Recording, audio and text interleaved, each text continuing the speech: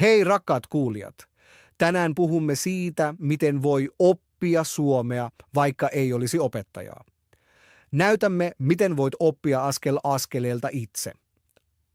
Minä annan paljon esimerkkejä ja puhumme menetelmistä, jotka todella toimivat. Näin kaikki voivat oppia suomea paremmin ja varmemmin. Se kuulostaa hienolta. Uskon, että monet ihmiset opiskelevat suomea yksin, mutta eivät tiedä, miten aloittaa. Tiedän tunteen. Se on ihan normaalia. Kielen oppiminen ilman opettajaa voi joskus olla vaikeaa, Miksi valitsit tämän aiheen tälle päivälle?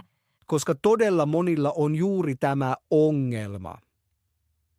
Jokaisella ei ole suomen kurssia tai opettajaa, jotkut asuvat maissa, joissa ei ole suomikoulua, toisilla ei ole aikaa kurssille, ja jotkut haluavat vain opiskella mieluummin yksin. Mutta kun tietää, miten oppii oikein, voi edistyä paljon myös ilman opettajaa. Se on totta. Muistan vielä ensimmäiset kuukauteni Suomen kanssa. Minulla ei ollut opettajaa ja katsoin vain videoita netissä. Oi, kerro lisää. Kuulijamme varmasti tunnistavat tämänkin. Alussa olin usein hämmentynyt. Kuulin paljon uusia sanoja, mutta en tiennyt, opinko oikein. Joskus käytin myös liikaa sovelluksia. Lopulta en enää tiennyt, millä minun pitäisi opiskella. Kyllä. Se on hyvin tyypillinen ongelma. Opin paljon, mutta minulla ei ollut selvää suunnitelmaa. Juuri siksi puhumme tänään tästä aiheesta. Monet opiskelevat ahkerasti, mutta ilman rakennetta. Ja silloin turhautuu nopeasti. Oikein. Mutta hyvä uutinen on tämä.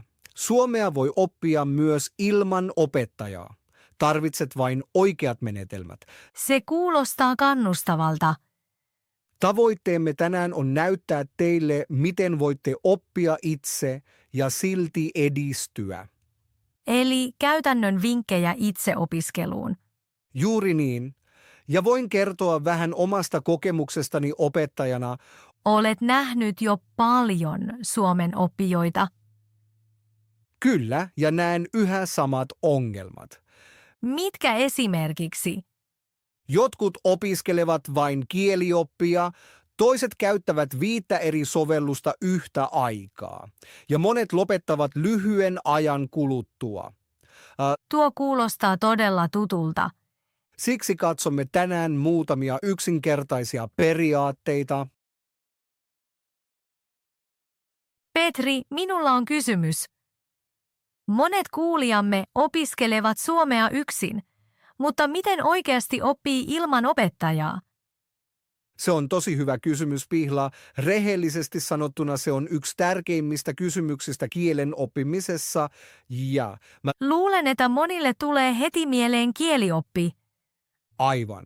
Ja siinä alkaa jo ensimmäinen ongelma. Ihanko totta? Kyllä. Monet ajattelevat, että kielen oppiminen on sama kuin sääntöjen opiskelu. He ostavat kielioppikirjan, lukevat taulukoita ja yrittävät ymmärtää kaiken täydellisesti. Tein itsekin niin alussa. Ja miten se toimii? Rehellisesti sanottuna ei kovin hyvin. Opin paljon sääntöjä, mutta en silti pystynyt puhumaan kunnolla. Näen opettajana tämän usein. Ihmiset pänttäävät kielioppia, mutta tuntevat silti epävarmuutta. Miksi näin on? Koska kieli on paljon muutakin kuin kielioppi. Kielioppi on vain yksi osa kieltä. Mitä muuta siihen kuuluu? Kieli on ennen kaikkea viestintää. Tärkeää on, että ymmärrät asioita ja voit ilmaista itseäsi. Kyse on arjen tilanteista. Eli vaikka keskustelut töissä tai ruokakaupassa. Aivan. Kun opit suomea, älä katso vain sääntöjä. Kokeile ja elä kieltä. Juuri siksi kielen oppiminen on oikeasti jotain kaunista. Ja moni näkee uuden kielen vain työnä. He ajattelevat kielioppia, harjoituksia ja testejä. Mutta kieli on paljon enemmän. Se on työkalu puhua muiden kanssa, ymmärtää kulttuureja ja saada uusia näkökulmia. Tuo kuulostaa paljon mukavammalta kuin pelkkä kielioppi. Aivan. Kun opit kielen, sinulle aukeaa uusi maailma. Ymmärrät ihmisiä, joita et aiemmin ymmärtänyt, voit jutella, löytää uusia ystäviä ja nauttia elokuvista sekä kirjoista toisella kielellä. Totta. Muistan vielä hetken, kun ymmärsin ensimmäisen oikean keskustelun suomeksi. Se oli mahtava tunne, vai mitä? Kyllä, olin tosi ylpeä. Juuri tuo tunne on tärkeä oppimisessa. Moni keskittyy vain virheisiin tai siihen, mitä ei vielä osaa. Mutta he unohtavat, kuinka monta pientä askelta on jo otettu. Hyvä huomio. Siksi sanon oppilailleni usein, muistakaa tavoitteenne. Miksi opitte suomea? Ehkä haluatte työskennellä Suomessa, ehkä matkustaa tai tutustua uusiin ihmisiin. Tai ehkä asut jo Suomessa ja haluat integroitua paremmin. Aivan. Kieli on avain muihin ihmisiin. Kun osaat suomea, voit keskustella, ymmärtää vitsejä ja olla osa arkea. Se tekee kielestä paljon elävämmän. Täysin totta. Suomi ei ole silloin enää vain kouluaine tai tehtävä. Siitä tulee osa elämääsi. Silloin oppiminenkin tuntuu todennäköisesti kevyemmältä. Aivan. Kun tavoite on mielessä, motivaatio kasvaa automaattisesti. Silloin et opiskele vain koetta varten, vaan aitoja keskusteluja ja kohtaamisia varten. Nyt minua todella kiinnostaa, miksi katsojamme opiskelevat suomea. Ennen kuin jatkamme, minulla on kysymys, joka todella kiinnostaa. Haluaisin tietää, miksi kuulijamme oikeastaan opiskelevat suomea. Jokaisella on oma motivaationsa. Totta. Jotkut opiskelevat suomea työtä varten, toiset opiskelua varten. Aivan. Jotkut asuvat jo Suomessa ja haluavat kommunikoida arjessa paremmin. Toiset opiskelevat suomea vain siksi, että he pitävät kielistä tai pitävät suomalaisesta kulttuurista. Kyllä, syyt voivat olla todella erilaisia. Siksi haluaisin ottaa kuulijat hetkeksi mukaan. Jos kuuntelette nyt, kirjoittakaa kommentteihin. Miksi opitte suomea? Se todella kiinnostaisi meitä. Opitteko suomea uraanne varten? Ehkä opintoihin Suomessa vai puhtaasta mielenkiinnosta? Ja kertokaa myös, kuinka kauan olette jo opiskelleet suomea. Pihla, miksi itse aloitit aikoinaan oppimaan suomea? Minulla syy oli ensin opiskelu. Halusin opiskella Suomessa, joten minun piti oppia suomea. Se on todella hyvä syy. Aluksi se ei ollut rehellisesti sanottuna helppoa. Monet luennot olivat suomeksi, ja minun piti totutella, Voin kuvitella sen. mutta ajan kanssa se parani koko ajan. Nyt haluan vielä parantaa suomeani, koska haluan tulevaisuudessa työskennellä Suomessa. Se on hieno tavoite. Kyllä, ja suomi auttaa minua puhumaan ihmisten kanssa, luomaan uusia kontakteja ja tuntemaan oloni varmemmaksi arjessa. Juuri siitä kielessä on kyse. Siksi kuulemme myös todella mielellämme teidän tarinanne. Kirjoittakaa siis kommentteihin, miksi opitte suomea. Ja kertokaa myös, mitä mieltä olette tästä podcastista. Jos jakso auttaa teitä, voitte myös tykätä tai tilata kanavan. Se auttaa meitä paljon ja motivoi tekemään lisää jaksoja. Ja nyt jatkamme aiheesta. Kuinka oppia suomea myös ilman opettajaa? Petri, haluan palata yhteen asiaan, jonka juuri sanoit. Sanoit, että suomi pitää tuoda arkeen. Mutta kysyn, miten se tehdään käytännössä? Monet kuulevat tämän vinkin, mutta eivät tiedä, mitä heidän pitäisi oikeasti tehdä. Se on tosi hyvä kysymys. Puhuimme jo siitä, että suomi ei saa olla pelkkää kielioppia ja tehtäviä. Kun opiskelee ilman opettajaa, kielen täytyy olla osa jokapäiväistä elämää. Ja nyt voimme katsoa tarkasti, miten sen voi tehdä. Juuri niin, minuakin kiinnostaa. Monilla ei ole kurssia eikä opettajaa. Silloin istuu ehkä yksin kotona eikä tiedä, miten harjoitella. Kyllä, mä näen tämän usein oppilaissani ja monet ajattelevat ensin, että he tarvitsevat välttämättä opettajan tai kurssin, mutta todellisuudessa voi oppia paljon myös yksin. Minulla on oikeasti paljon oppilaita, jotka ovat jo saavuttaneet hyvän tason ennen kuin he tulivat kurssille. Se vähän yllättää minut. Kyllä, mutta se on aivan mahdollista. Tärkein askel on alkaa ajatella suomeksi. Se voi kuulostaa alussa hieman oudolta, mutta se on todella tehokas menetelmä. Suomeksi ajatella. Sitä kuulee usein. Mutta en oikein tiedä, miten aloittaa. Alussa se on ihan helppoa. Sun ei tarvitse miettiä monimutkaisia lauseita. Ja voit aloittaa hyvin pienistä asioista. Kun mä kävelet kaupungilla tai katsot ikkunasta, voit alkaa nimetä asioita suomeksi. Siis esimerkiksi asioita, jotka näen. Juuri niin. Kuvittele, että katsot ylös ja näet taivaan. Voit mielessäsi sanoa taivas. Tai ehkä taivas on sininen. Se on todella helppoa. Juuri näin. Juuri nämä yksinkertaiset asiat ovat tosi tärkeitä. Kun näet kadun, voit sanoa, tämä on katu. Kun näet puun, voit ajatella, tämä on puu. Se muistuttaa minua vähän lapsista. Se on oikein hyvä vertaus. Lapset oppivat kielen juuri näin. He kuulevat sanoja ja yhdistävät ne suoraan ympäristön asioihin. Aikuinenkin voi tehdä täsmälleen saman. Juuri niin. Voit tehdä pieniä harjoituksia missä tahansa. Kun kuljet asunnossasi, voit sanoa, tässä on pöytäni, tässä on tuolini, tässä on ikkunani. Olen itse asiassa kokeillut tätä jo kerran. Ja millaista se oli? Aluksi se tuntui vähän oudolta. Mutta muutaman minuutin jälkeen se oli jopa hauskaa. Kuulen tuon usein. Alussa se tuntuu hieman kummalliselta, mutta hetken päästä se on ihan normaalia. Ja jossain vaiheessa alkaa ajatella automaattisesti suomeksi. Juuri niin. Aluksi on vain yksittäisiä sanoja, sitten mukaan tulevat pienet lauseet. Esimerkiksi taivas on kaunis. Tai tuo on iso talo. Tai tänään on hyvä sää. Se kuulostaa jo paljon luonnollisemmalta. Kyllä, ja juuri se on ydin. Kieli syntyy toistosta ja kosketuksesta todellisuuteen.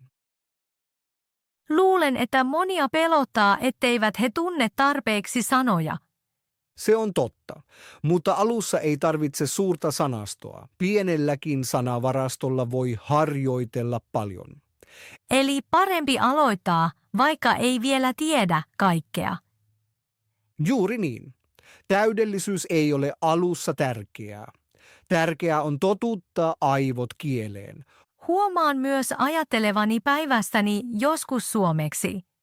Se on todella hyvä merkki.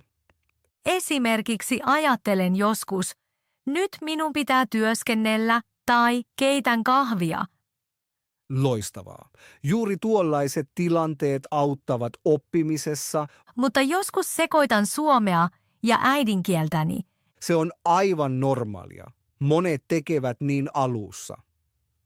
Aivosi työskentelevät ikään kuin kahdella kielellä yhtä aikaa. Se rauhoittaa minua vähän. Ajan myötä suomi vahvistuu. Mitä enemmän kuulet ja puhut, sitä luonnollisemmaksi se tulee. Voiko tätä menetelmää käyttää myös ulkona? Ehdottomasti. Kun olet liikkeellä, voit kuvailla monia asioita.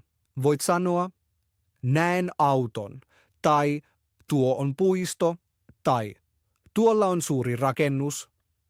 Se kuulostaa melkein pieneltä peliltä. Juuri niin, tätä peliä voi pelata missä tahansa bussissa, puistossa, matkalla töihin. Luulen, että moni ajattelee oppimista liian monimutkaisesti. Se on totta. Monet etsivät täydellistä sovellusta tai täydellistä menetelmää. Mutta usein yksinkertaiset asiat ovat parhaita. Juuri niin. Kun käytät suomea joka päivä edes vähän, aivosi kehittävät vähitellen tuntuman kieleen. Petri, haluan nyt mennä vielä konkreettisemmaksi. Monet kuulevat nämä yleiset vinkit, mutta silti he kysyvät, mitä minun pitäisi oikeasti tehdä joka päivä. Siksi minulla on kysymys, mitkä ovat sinun 5 parasta vinkkiä, miten voi oppia suomea kotona? Se on tosi hyvä kysymys. Menetelmiä on paljon, mutta jotkut toimivat erityisen hyvin. Ensimmäinen vinkkini on todella yksinkertainen. Kirjoita pieni päiväkirja suomeksi. Päiväkirja kuulostaa mielenkiintoiselta. Mutta mitä sinne pitäisi kirjoittaa? Voit vain kirjoittaa päivästäsi. Esimerkiksi, mitä teit tänään, mitä tapahtui, ketä tapasit. Tekstin ei tarvitse olla pitkä. 3 tai 4 lausetta riittää aluksi hyvin. Se kuulostaa mahdolliselta. Mutta miksi päiväkirja on niin hyödyllinen? Päiväkirjalla on monta etua. Ensiksi harjoittelet kirjoittamista säännöllisesti. Toiseksi puhut automaattisesti omasta elämästäsi. Ja kolmanneksi opit luonnollisesti menneen ajan käyttämistä. Ahaa, koska kirjoitat asioista, jotka ovat jo tapahtuneet. Täsmälleen. Voit kirjoittaa esimerkiksi tänään menin töihin tai join kahvin tai tapasin ystävän. Nuo ovat hyvin tyypillisiä arkilauseita. Juuri niin. Siksi ne ovat täydellisiä harjoituksia. Opit uusia sanoja ja opit puhumaan omasta päivästäsi. Luulen, että monet pelkäävät kirjoittamista, koska ajattelevat suomensa olevan liian huonoa. Kuulen tämän hyvin usein. Mutta päiväkirjassa ei ole kyse täydellisestä kieliopista. Tärkeää on, että ilmaiset ajatuksesi suomeksi. Eli aloita vain ja älä mieti liikaa. Juuri niin. Kun kirjoitat joka päivä muutaman lauseen, näet kehityksen hyvin nopeasti. Se kuulostaa todella hyvältä harjoitukselta. Ja parasta on tämä. Voit myöhemmin lukea vanhat tekstisi ja nähdä, kuinka paljon suomesi on parantunut. Tiedätkö mitä, Pihla? Minulla on pieni idea. Minulla on nimittäin eilinen päiväkirjani mukana. Ihanko totta? Se sopii täydellisesti aiheeseemme. Juuri niin. Ja minulla on pieni haaste kuulijoillemme. Rakkaat kuulijat, luen teille nyt lyhyen merkinnän päiväkirjastani. Kuunnelkaa tarkasti ja yrittäkää ymmärtää, mitä tein eilen. Katsotaan, kuinka paljon ymmärrätte. Se on hyvä harjoitus. No niin, luen nyt. Eilen oli melko rauhallinen päivä. Aamulla nousin kello 7. Sen jälkeen keitin kahvin ja valmistin pienen aamiaisen. Söin 2 leipäviipaletta juustolla ja join kupin kahvia. Sen jälkeen luin vähän ja vastasin sähköposteihin. Myöhemmin kävin kävelyllä, koska sää oli tosi kaunis. Aurinko paistoi ja taivas oli sininen. Iltapäivällä tein muutaman tunnin töitä ja valmistelin uutta podcastia. Illalla soitin ystävälle ja puhuimme viikonlopun suunnitelmista. Ja sen jälkeen katsoin vielä elokuvan ja menin nukkumaan noin 11. Petri, minun on rehellisesti sanottava, että ymmärsin tekstin suurimmaksi osaksi. Mutta muutama sana oli silti vaikea. Se on aivan normaalia. Kun oppii kieltä, ymmärtää usein suurimman osan, mutta jotkut sanat puuttuvat vielä. Esimerkiksi sanoit, että valmistit pienen aamiaisen. Mitä tarkalleen tarkoittaa valmistaa? Valmistaa tarkoittaa, että teet jotain valmiiksi ennen käyttöä. Tässä tapauksessa tein aamiaisen. Otin siis leivän, laitoin juuston päälle ja keitin kahvin. Ahaa, eli yksinkertaisesti laittaa kaikki valmiiksi. Juuri niin. Toinen esimerkki on valmistelen illallisen, jolloin kokkaat tai asetat ruoan esille. Se auttaa jo paljon. Oikein. Se tarkoittaa, että työskentelin uuden podcastin parissa, kirjoitin ehkä tekstejä, keräsin ideoita ja järjestin kaiken. Ymmärrän, mutta yksi sana ei ole vielä selvä minulle. Sanoit, että puhuit viikonlopun suunnitelmista. Hyvä kysymys. Suunnitelmat tarkoittavat yksinkertaisesti asioita, joita haluaa tehdä tulevaisuudessa. Eli esimerkiksi viikonloppuna haluan tavata ystävät. Aivan, se on sinun viikonloppusuunnitelmasi. Luulen, että monet kuulijat tuntevat tämän tunteen. He ymmärtävät tekstin, mutta muutama sana puuttuu vielä. Kyllä, se on aivan tavallinen osa oppimista. Ja siksi on niin tärkeää kuunnella tai lukea tällaisia tekstejä usein. Petri, tuo päiväkirjaidea on mielestäni tosi hyvä, mutta huomaan, että minulta puuttuu joskus jotain muuta. En halua vain kirjoittaa, haluan myös kuunnella ja ymmärtää enemmän. Joskus tuntuu, että tunnen sanoja. Mutta kun ihmiset puhuvat nopeasti, ymmärrän yhtäkkiä paljon vähemmän. Tuo on hyvin tyypillinen ongelma. Monet oppijat tuntevat monta sanaa, mutta ovat kuulleet liian vähän oikeaa suomea. Siksi toinen vinkkini on tärkeä. Katso elokuvia ja sarjoja suomeksi. Elokuvat ovat mahtava tapa oppia kieltä. Olen kokeillut sitäkin, mutta olin välillä turhautunut. Ihmiset puhuvat nopeasti, käyttävät puhekieltä ja ymmärrän joskus vain muutaman sanan. Se on aivan normaalia. Alussa lähes kaikki oppijat ymmärtävät vain pienen osan elokuvasta. Siksi suosittelen aina helppoa strategiaa. Katso elokuva, jonka tarinan jo tunnet. Eli elokuva, jonka olen nähnyt ennen. Juuri niin. Ehkä sinulla on lapsuuden suosikki tai elokuva, jonka olet nähnyt monta kertaa. Kun tunnet tarinan, sinun ei tarvitse seurata juonta. Silloin aivosi voivat keskittyä kieleen. Se käy järkeen. Jos tiedän jo, mitä tapahtuu, mä voin kuunnella paremmin. Aivan. Lisäksi yksi asia on tärkeä.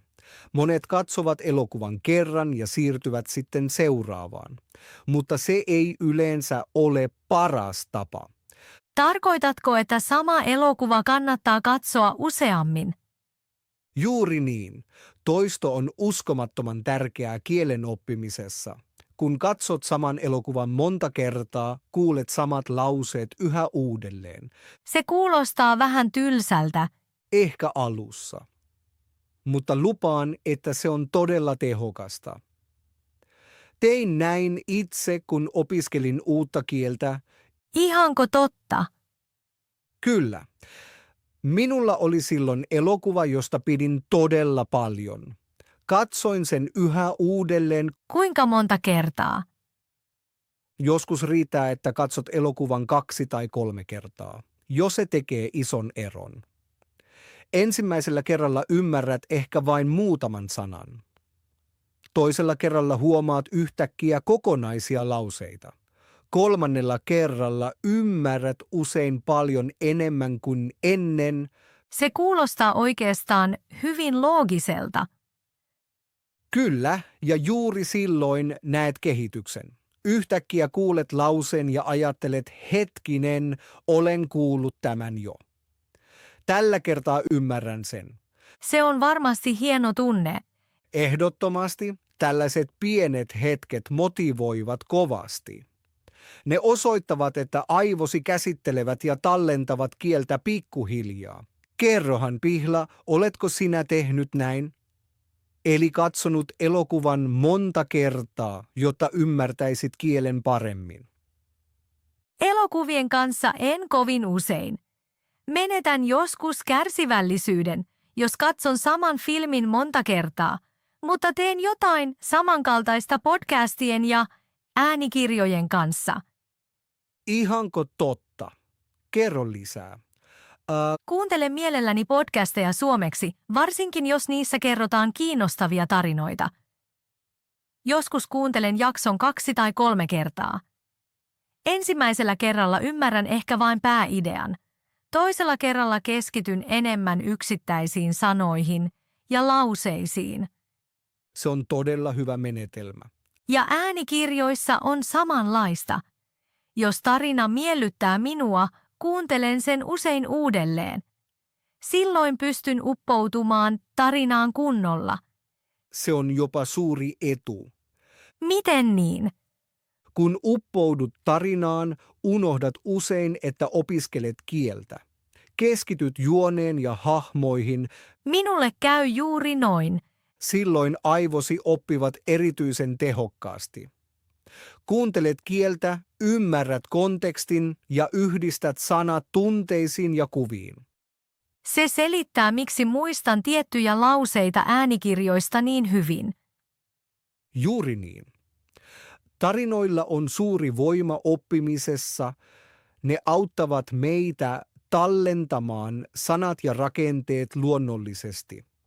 Eli ei oikeastaan väliä, käytetäänkö elokuvia, sarjoja, podcasteja vai äänikirjoja. Aivan.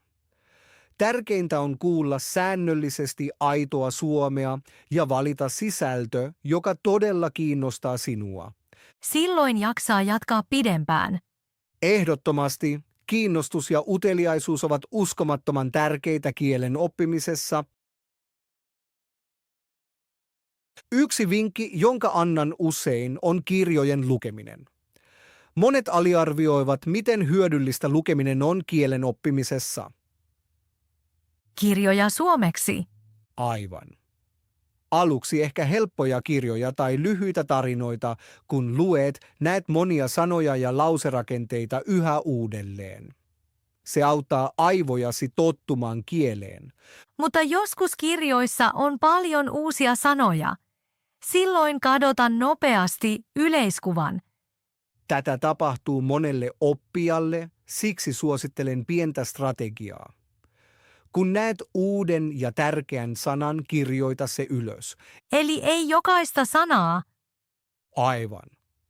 Sinun ei tarvitse kirjoittaa jokaista tuntematonta sanaa. Valitse vain sanat, jotka ovat kiinnostavia tai joita näet usein. Ja sitten kirjoitan ne vain vihkoon.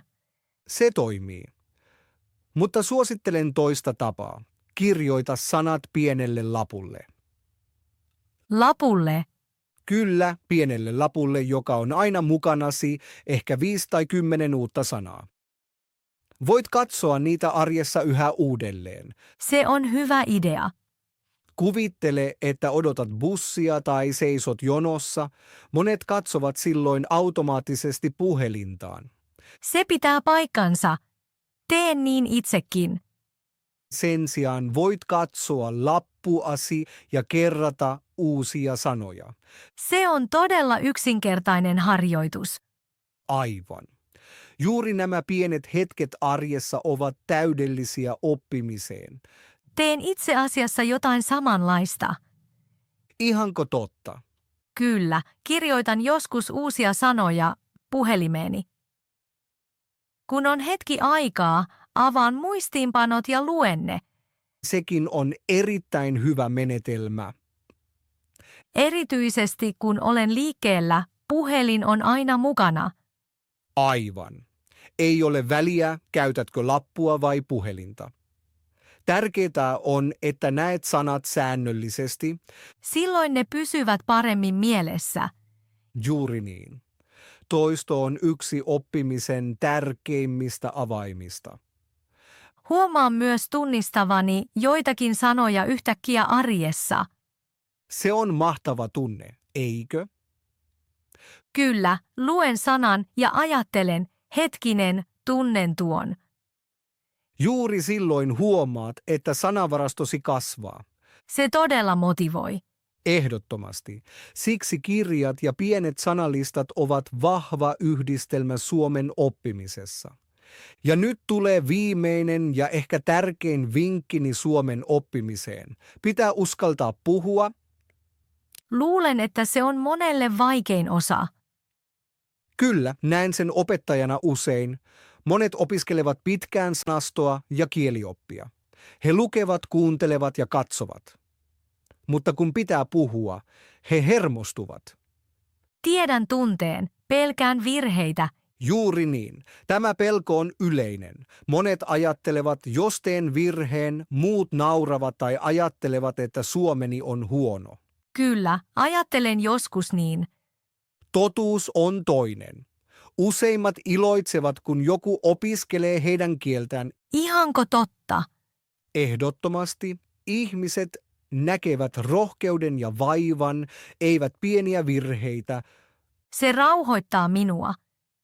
Opettajana huomaan varhain, kuka puhuu myöhemmin hyvin, Mistä sen näet?